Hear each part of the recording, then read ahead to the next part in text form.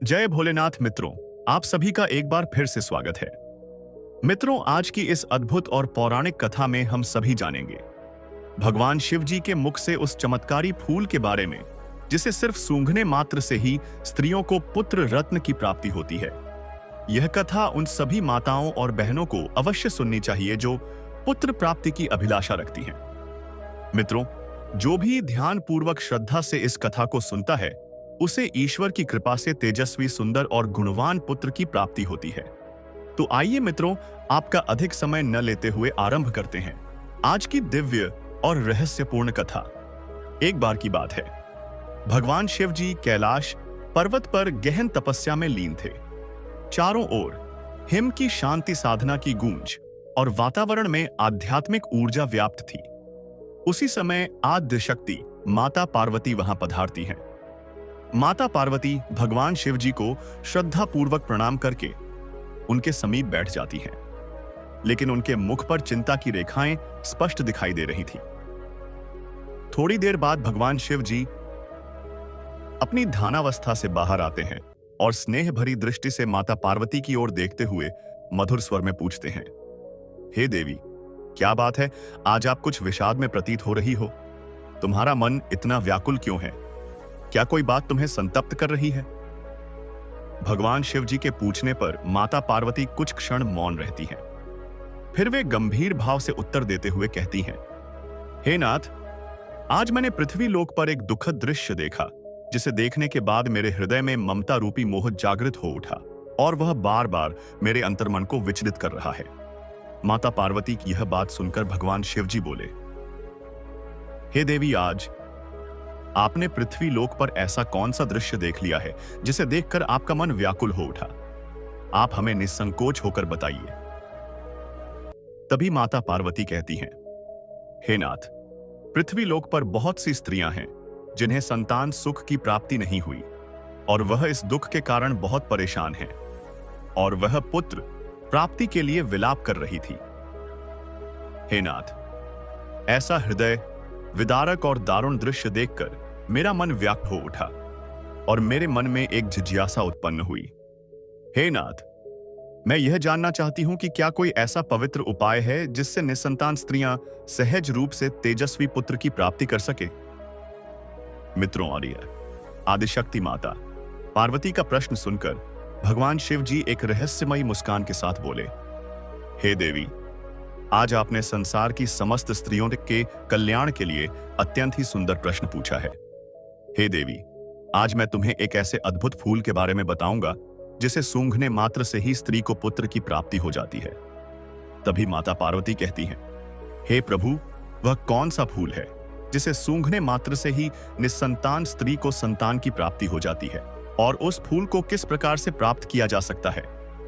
तभी भगवान शिव जी कहते हैं, हे देवी, आपके इन सभी प्रश्नों का उत्तर मैं तुम्हें एक छोटी सी कथा के माध्यम से देना चाहता हूं, जिसे सुनने के बाद आपको आपके सभी प्रश्नों का के उत्तर मिल जाएगा। प्रिय माताओं बहनों, कथा प्रारंभ करने से पहले आप सभी से निवेदन है कि इस कथा को प्रारंभ से अंत तक अवश्य सुनना, तभी आपको इस कथा को सुनने का लाभ प्राप्त होगा। मित्रों, मैं जगत कल्याणिनी श्री राधा रानी जी से प्रार्थना करता हूं कि जो भी माताएं बहनें इस कथा का श्रवण कर रही हैं, आप उनके सभी मनोरथ पूर्ण करना और उन पर सदैव अपनी कृपा दृष्टि बनाए रखना।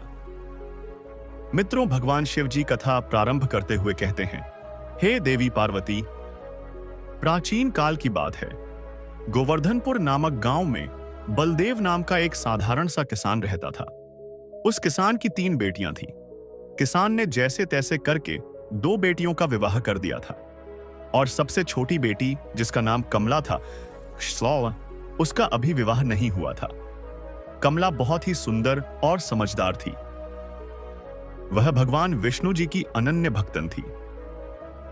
मित्रों, आगे की कथा सुनाते हुए भगवान शिव जी कहते हैं, हे देवी, किसान ने जिन 2 बेटियों का विवाह किया था, उन दोनों बेटियों को पुत्री थी।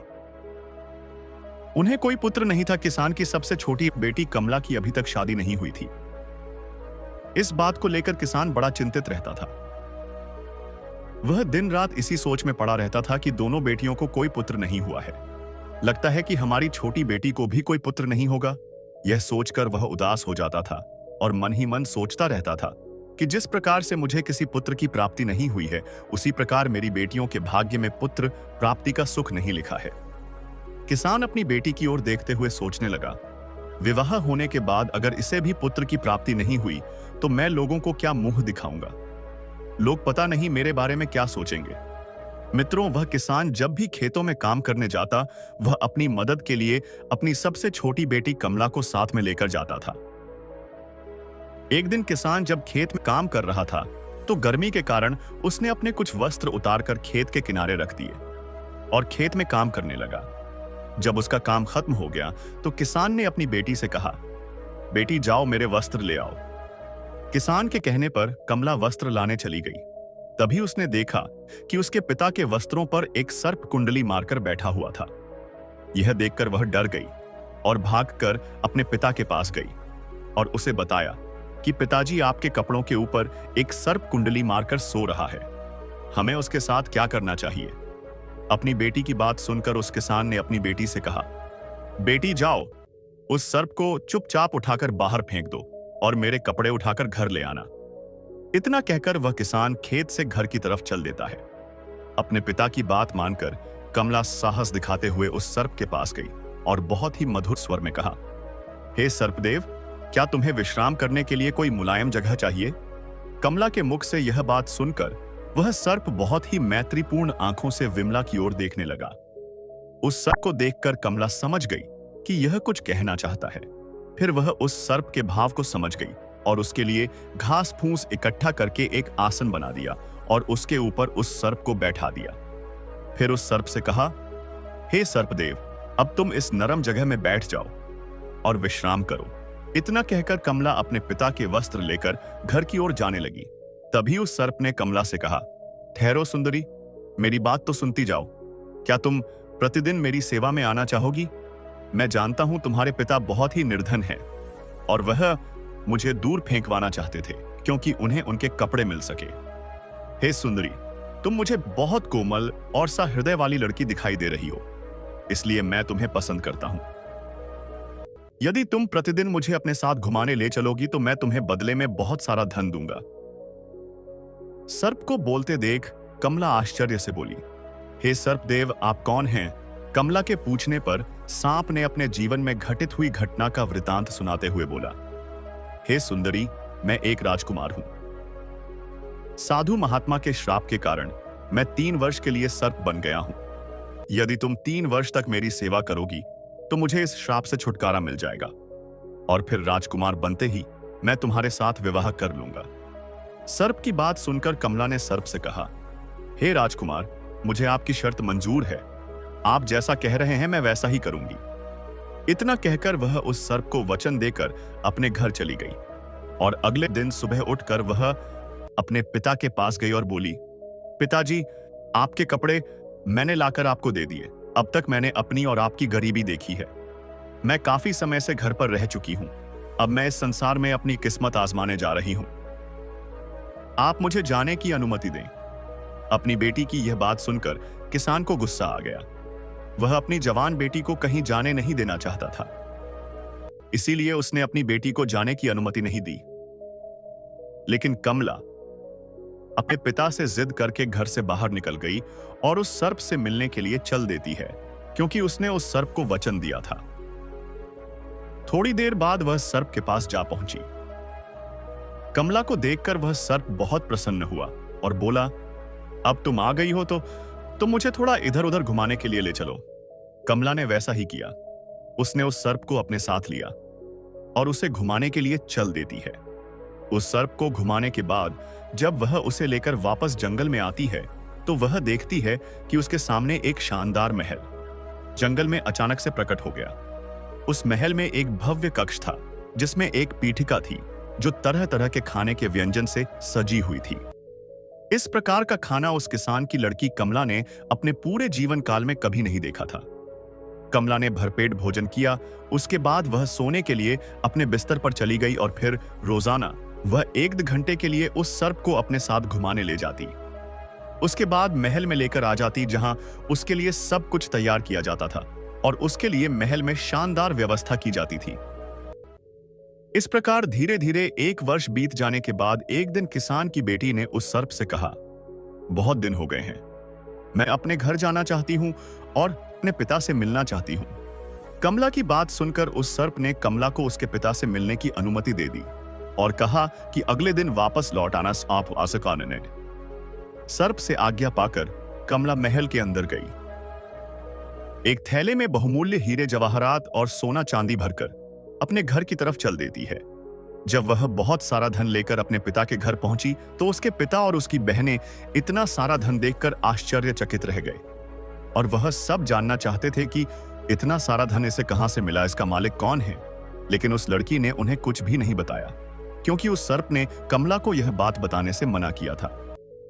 मित्रों, किसान ने सच्चाई जानने के लिए कमला से कई बार पूछा, लेकिन कमला ने अपने पिता को कुछ नहीं बताया। तभी किसान को क्रोध आ गया और उसने कमला को बहुत मारा पीटा। इतना मार खाने के बाद भी कमला ने कुछ नहीं बताया। अगले दिन सुबह होते ही कमला चुपचाप घर से निकलकर उस सर्प के पास वापस जंगल में चली गई। जंगल में पहुंचकर वह प्रतिदिन की भांति उस सर्प को अपने साथ लेकर घुमाने चली गई। धीरे धीरे समय बीतता गया। दूसरे वर्ष के अंत में एक बार फिर कमला ने सर्प से अपने पिता और अपनी बहनों से मिलने की इच्छा व्यक्त की और आज्ञा लेकर चली गई। जब वह घर गई तो उसकी बहनों ने उसे रोकना चाहा, लेकिन वह नहीं रुकी और वापस जंगल में आ गई और उस सर्प बने राजकुमार की सेवा करने लगी। उस सर्प की सेवा करते करते उसका 3रा वर्ष लग गया। कुछ समय बाद जब वर्ष के अंतिम दिन आए तो कमला उस सर्प से आज्ञा लेकर अपने पिता और अपनी बहनों से मिलने के लिए चली गई। लेकिन जाने से पहले सर्प ने कमला से कहा था कि तुम आज ही लौट आना, कल तक अपने पिता के घर में मत रुकना। सर्प की बात मानकर कमला अपने घर चली गई। काफी लंबा सफर तय करने के बाद जब कमला अपने पिता के पास पहुंची तो उसके पिता और उसकी बहनों ने इस बात पर जोर दिया कि जो धन वह अपने साथ लेकर आती है उसका असली मालिक कौन है और तू किसके यहां पर काम करती है। अपने पिता और बहनों के पूछने पर कमला ने उन्हें कुछ भी नहीं बताया। इस बात से उसके पिता को गुस्सा आ गया और उसने कमला को एक कमरे में ले जाकर बंद कर दिया। जैसे तैसे करके कमला कमरे से बाहर निकली और भागते हुए जंगल में जा पहुंची।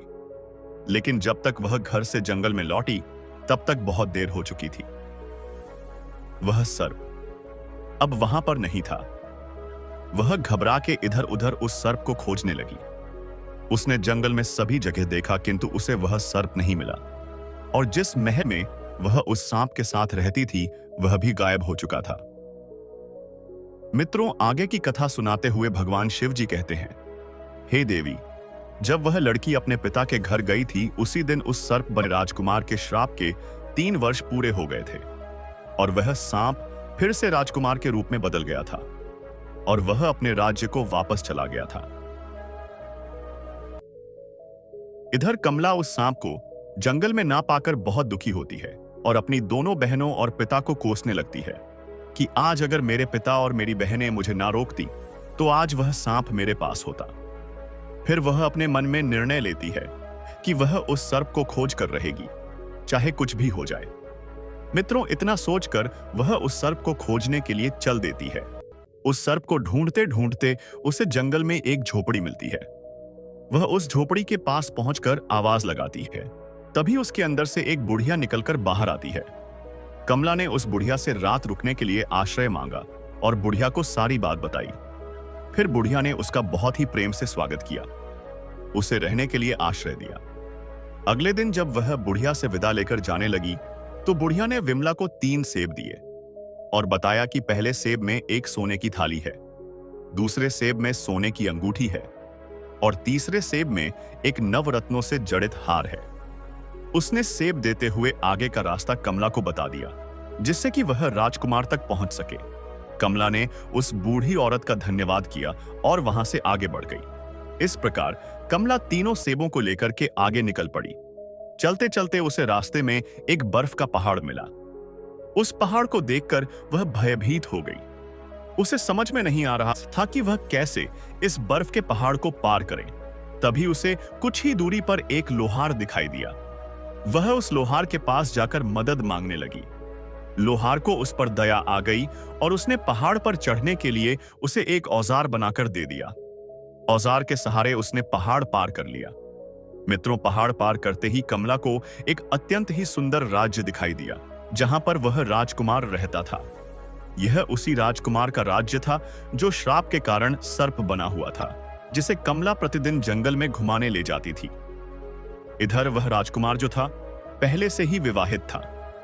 उसकी एक खूबसूरत पत्नी थी। उस राजकुमार को सांप से मनुष्य बने हुए कई वर्ष बीत गए थे, इसलिए वह उस किसान की लड़की कमला को भूल गया था। उस राजकुमार की कोई संतान भी नहीं थी, लेकिन उसकी जो पत्नी थी, वह सारी संपत्ति अपने परिवार वालों को दिलवाना चाहती थी, क्योंकि उसे राजकुमार से ज्यादा अपने घर परिवार वालों से मोह था। इधर राजकुमार भी पुत्र के ना होने से बहुत ज्यादा चिंतित था। जब किसान की बेटी को यह सब बातें पता चली, तो वह सूत काटने वाली का वेश धारण करके महल के अंदर चली गई और रानी से काम मांगने लगी। रानी ने यह सोचकर उसे काम दे दिया कि यह सूत काटने वाली है और रोजाना महल में रह के हमारे लिए मखमल के बिस्तर बना दिया करेगी। यह सोचकर उस रानी ने कमला को काम पर रख लिया। काम मिलने के बाद कमला ने पहले दिन वाला सेब फोड़ा जो उस बूढ़ी औरत ने उसको दिया था। जैसे ही उसने सेब फोड़ा, उसमें से सोने की एक थाली निकली। जब रानी ने उस थाली को देखा तो उसे वह थाली बहुत पसंद आ गई।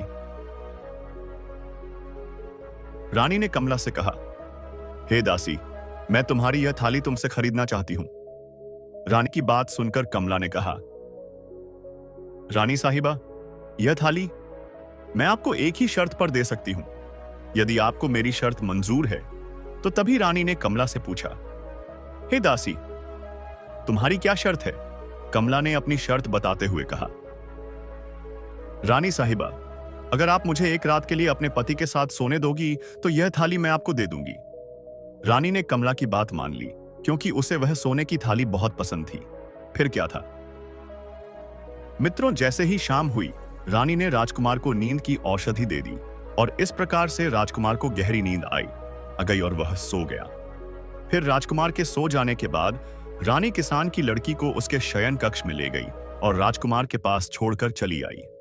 उधर किसान की लड़की कमला राजकुमार को देखकर उसके समीप बिस्तर पर बैठ गई और फूट फूट कर रोने लगी और कहने लगी, हे राजकुमार, आपने मेरे साथ छल किया।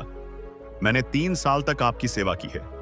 तुम्हारी वजह से मुझे अपने पिता और बहनों से मार और कठोर शब्द सुनने को मिला। मुझे बर्फ के पहाड़ पर चढ़कर तुम्हारे पास आना पड़ा। तुम मेरा यह उपकार कैसे भूल सकते हो? आपने मुझसे शादी का वादा किया था, आपने अपने वादे को तोड़ दिया है और अपनी पत्नी के साथ इस महल में सुखपूर्वक जीवन बिता रहे हैं। आपने मेरा बिल्कुल भी इंतजार नहीं किया। राजकुमार कमला की बातों को सुन नहीं सकता था, क्योंकि रानी ने उसको नींद की औषधि खाने में मिलाकर खिला दी थी, ताकि वह उस किसान की लड़की से बात ना कर सके। कमला अपनी बात बोलती रही, मगर राजकुमार सोता रहा और उसकी किसी भी बात का जवाब नहीं दिया। लेकिन कमला को ऐसा लग रहा था कि राजकुमार उसकी बातें सुन रहा है, परंतु कोई जवाब नहीं दे रहा। कमला को राजकुमार से बात करते करते सुबह हो गई। सुबह होते ही रानी राजकुमार के कक्ष में आई और कमला को शयन कक्ष से बाहर ले गई। मित्रों, राजा इतनी गहरी नींद में था कि उसे कुछ भी समझ नहीं आया। अगले दिन कमला ने दुखी होकर दूसरा सेब लिया और उसे फोड़ा तो उसमें से हीरे की अंगूठी निकली, जो देखने में बहुत ही सुंदर थी। जब रानी ने उस अंगूठी को देखा तो उसके मन में लालच आ गया और उसने कमला से उसे बेचने के लिए कहा। तभी कमला ने फिर से रानी के सामने वही शर्त रखी।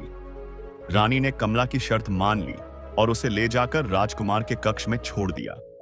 सब कुछ पहली रात की तरह ही हुआ।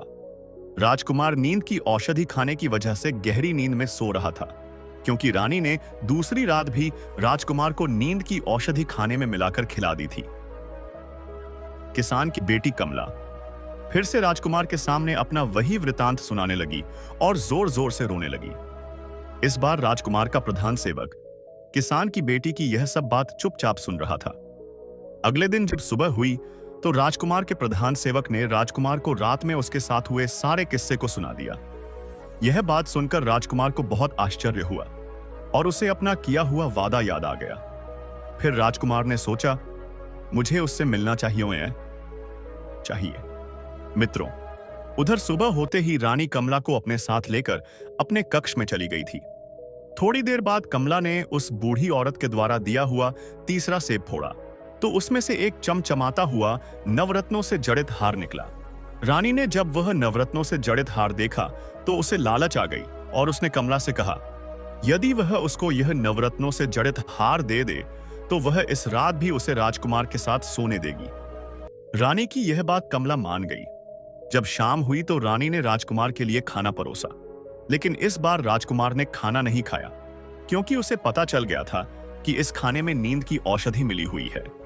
राजकुमार ने खाना खाने का नाटक किया ताकि रानी को उस पर कोई शक ना हो। उसके बाद राजकुमार उठकर अपने शयन कक्ष में चला गया और चुपचाप नाटक करके लेट गया। थोड़ी देर बाद रानी कमला को अपने साथ राजकुमार के शयन कक्ष में लेकर आई और उसे छोड़कर चली गई।